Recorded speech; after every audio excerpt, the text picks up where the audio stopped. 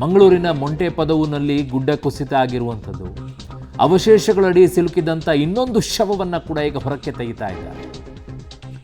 ಗೋಡೆ ಕುಸಿತದಿಂದ ಪ್ರೇಮಾ ಪೂಜಾರಿ 60 ವರ್ಷ ಆಗಲೇ ಹೇಳ್ತಾ ಇದ್ವಲ್ಲ, ಮೃತಪಟ್ಟಿದ್ರು. ಇಬ್ಬರ ರಕ್ಷಣೆ ಬಳಿಕ ಪ್ರೇಮಾ ಪೂಜಾರಿ ಶವ ಈಗ ಹೊರಕ್ಕೆ ತೆಗೆದಿದ್ದಾರೆ. ಮಂಗಳೂರಿನ ಮೊಂಟೆಪದವಿನಲ್ಲಿ ಗುಡ್ಡ ಕುಸಿತ ಆಗೋಗಿತ್ತು.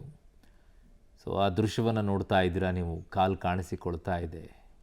ಯಾವ ಸ್ಥಿತಿಯಲ್ಲಿ ಮನೆಯಲ್ಲಿದ್ದರು, ಏಕಾಏಕಿ ಹೆಂಗೆ ಬಂದಾಗ ಏನು ಮಾಡಿದಂತಹ ಪರಿಸ್ಥಿತಿಗೆ ಬಂದುಬಿಟ್ರು.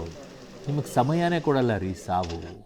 ತುಂಬ ಜನರಿಗೆ ಅಪರೂಪದಲ್ಲಿ ಅಪರೂಪವಾಗಿ ಸಮಯವನ್ನು ಕೊಡುತ್ತೆ. ಬಟ್ ಆದರೂ ಕೂಡ ಸಮಯವನ್ನು ಅವ್ರಿಗೆ ಗೊತ್ತೇ ಆಗಲ್ಲ.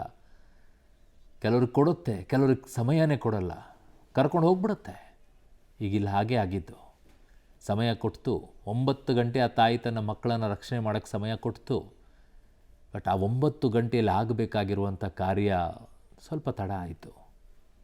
ಯಾಕಂದರೆ ಗೋಡೆ ಆಗಿತ್ತು, ಅಲ್ಲಿ ತೆರವು ಮಾಡುವಂಥ ಸಾಮಗ್ರಿ ಇಲ್ಲ, ಬೆಟ್ಟದಲ್ಲಿರುವಂಥ ಜಾಗ, ಬೇಕಾಗಿರುವಂಥ ಸಲಕರಣೆಗಳನ್ನು ತೊಗೊಂಡು ಹೋಗೋಕ್ಕಾಗಲ್ಲ.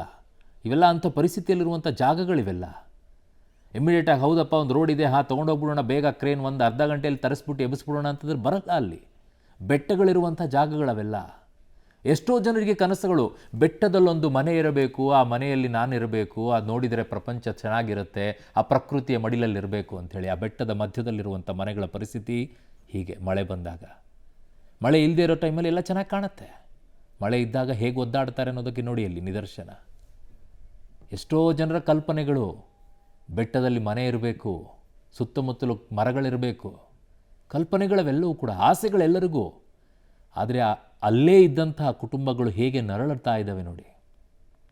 ಅವರಿಗೆ ಅನಿವಾರ್ಯತೆ ಆಚೆ ಬರೋಕ್ಕಾಗ್ತಿಲ್ಲ. ಕಾರಣ ಅಲ್ಲಿ ಅವ್ರ ಜಮೀನಿದೆ, ಅದನ್ನು ನೋಡ್ಕೊಳ್ಬೇಕು, ತಮ್ಮ ಕುಟುಂಬವನ್ನು ನೋಡ್ಕೊಳ್ಬೇಕು, ಎಲ್ಲವನ್ನು ನಿಭಾಯಿಸ್ಕೊಂಡು ಹೋಗಬೇಕು. ಏನೋ ತರಬೇಕು ಅಂತಂದರೆ ದೂರುದ್ದ ಹೋಗಬೇಕು. ಬಟ್ ಅವರಿಗೆ ಅನಿವಾರ್ಯತೆ. ಅದರ ಮಧ್ಯದಲ್ಲಿ ಮಳೆ ಈ ಥರ ಮಾಡಿಬಿಟ್ರೆ, ನಂಬಿದಂಥ ದೇವರು ಈ ಥರ ಕಿತ್ಕೊಂಡ್ಬಿಟ್ರೆ ಹೇಗಪ್ಪ ಬದುಕೋದು, ಹೆಂಗಪ್ಪ ಇರಬೇಕು ಅಂತ ಅನಿಸ್ಬಿಡುತ್ತೆ.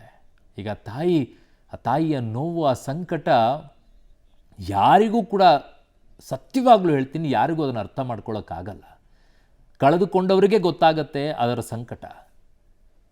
ಇಬ್ಬರು ಮುದ್ದಾಗಿರುವಂಥ ಮಕ್ಕಳು, ಇನ್ನೂ ಬಾಯಿ ತೆರೆದು ಅಮ್ಮ ಅಪ್ಪ ಅಂತ ಕರೀದೇ ಇರುವಂಥ ಮಕ್ಕಳು. ಬಾಯಿ ತುಂಬ ಇನ್ನೂ ಬಂದಿರೋದಿಲ್ಲ. 2.5 ವರ್ಷ, 1 ವರ್ಷದ ಮಗು, 1 ವರ್ಷದಂತೆ ಬಿಟ್ಬಿಡಿ, 2.5 ವರ್ಷದ ಮಗುಗೂ ಕೂಡ ಬಾಯಿ ತುಂಬ ಅಮ್ಮ ಅಪ್ಪ ಅಂತ ಪೂರ್ಣ ಪ್ರಮಾಣದಲ್ಲಿ ಕರೆಯೋಕ್ಕೂ ಆಗದೆ ಇರುವಂಥ ಮಕ್ಕಳು ಇವತ್ತು ತನ್ನ ಕಣ್ಮುಂದೆನೇ ಆ ಮಕ್ಕಳು ಆ ಥರ ಒದ್ದಾಡಿ ಸತ್ತೋಗಿದ್ದಾರೆ ಅಂತಂದಾಗ ಅದನ್ನು ಕೇಳಿಸ್ಕೊಂಡಂಥ ತಾಯಿಯ ಪರಿಸ್ಥಿತಿ ಏನಾಗತ್ತೆ ರೀ. ಅವಳು ಇಡೀ ಜೀವನ ಪರ್ಯಂತ ಹೇಗಿರಬೇಕು, ಅದನ್ನು ನೆನೆಸ್ಕೊಳ್ಳೋಕ್ಕೂ ಆಗಲ್ಲ. ಕಣ್ಣಂಚಲ್ಲಿ ನೀರು ಬಂದುಬಿಡುತ್ತೆ. ಆ ದೃಶ್ಯ ಅಂತೂ ನನಗಂತೂ, ನಾನು ಹೇಳ್ತೀನಿ, ಮಳೆ ಬಂದಾಗೆಲ್ಲ ಈ ದೃಶ್ಯ ನನ್ನನ್ನು ಕಾಡುತ್ತೆ, ಸದಾ ಕಾಡುತ್ತೆ ನನಗೆ. ನಾವೆಷ್ಟೋ ಚಿತ್ರಗಳಲ್ಲಿ ನೋಡಿದ್ದೀವಿ, ಎಷ್ಟೋ ಕಾದಂಬರಿಗಳಲ್ಲಿ, ಪುಸ್ತಕಗಳನ್ನು ಓದಿದಾಗ ಅದರಲ್ಲಿ ಆರ್ಟನ್ನು ಮಾಡಿಟ್ಬಿಟ್ಟು ತಾಯಿ ಹೀಗೆ ಮಕ್ಕಳನ್ನು ರಕ್ಷಣೆ ಮಾಡಿದ್ಲು ಅಂತ ನಾವು ಕೇಳಿದ್ವಿ, ಆ ಫೋಟೋಗಳನ್ನು ನೋಡಿದ್ವಿ. ಆದರೆ ನಿಜವಾಗಿಯೂ ಕೂಡ ಆ ದೃಶ್ಯವನ್ನು ನೋಡುವಂಥ ಇವತ್ತು ಆ ಪರಿಸ್ಥಿತಿ ಬಂದಿದೆಯಲ್ಲ, ಇದು ಕಾಡುತ್ತೆ, ನಮ್ಮನ್ನು ಖಂಡಿತವಾಗಿಯೂ ಕೂಡ ಕಾಡುತ್ತೆ. ಬಟ್ ಮಕ್ಕಳು ಬದುಕಿದ್ದಿದ್ರೆ ಮಾತ್ರ ಅಮ್ಮಂಗೆ ದೊಡ್ಡ ನಮಸ್ಕಾರ ಹಾಕ್ತಾಯಿದ್ವಿ. ಈಗಲೂ ಪಾಪ ನಮಸ್ಕಾರ ಹಾಕ್ತೀವಿ. ಬಟ್ ಆ ತಾಯಿ ಕಷ್ಟ ಸಮಾಧಾನ ಮಾಡೋಕ್ಕಾಗಲ್ಲ.